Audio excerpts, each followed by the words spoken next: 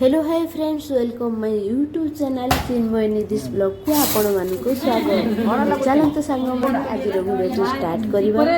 आज सावित्री व्रत होइतबारु आपण मानक ढेर सारा सावित्री व्रतर अभिनंदन। तो सांग मैंने आम साइड लेडीज मैंने भी आम एकाठी आज आम बारंडारे आम सावित्री व्रत पूजा पालन करूँ। साथी पिंधिकी आम ओडिया मानकर तो 12 मास 13 स्वागत चली थाए से साथी पिंधिकी